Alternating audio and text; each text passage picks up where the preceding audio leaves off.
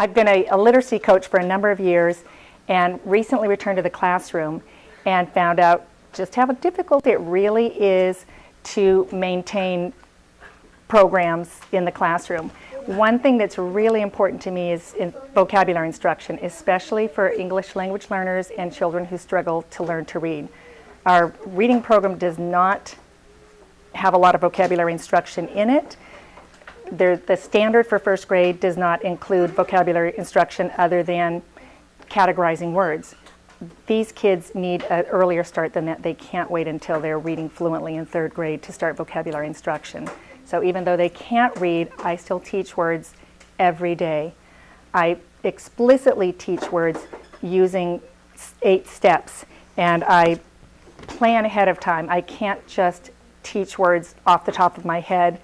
I use the 8 steps written out with my examples, with my non-examples already on paper, so that I'm not having to come up with it while I'm teaching. And this has really been an important component of the instruction. I then save those scripts to use year after year.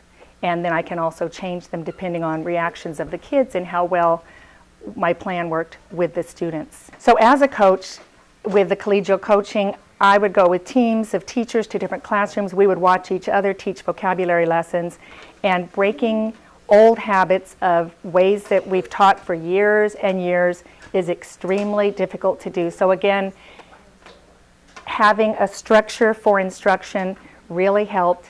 Having the steps to go through and to monitor each other, watch each other, and then be able to talk afterwards about, I think you didn't spend enough time here, or maybe you spent too much time here. Next time, cut back on those examples, have fewer examples.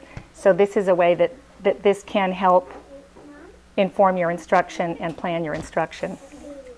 To me, the most important step is step 8, the extending use. And that's something that I wasn't always able to do when I was a literacy coach, because I left the classroom, I went off into other classroom, I had other duties.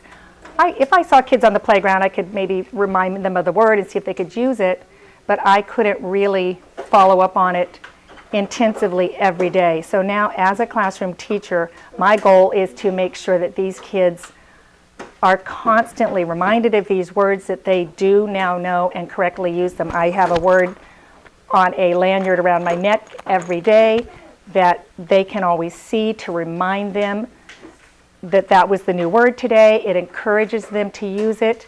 I have the words with a picture icon up on the wall.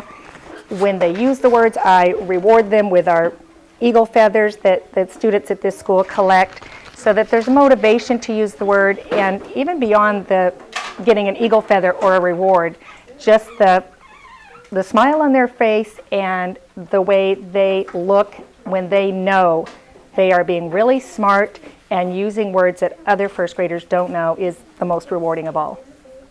So, and that's the truth.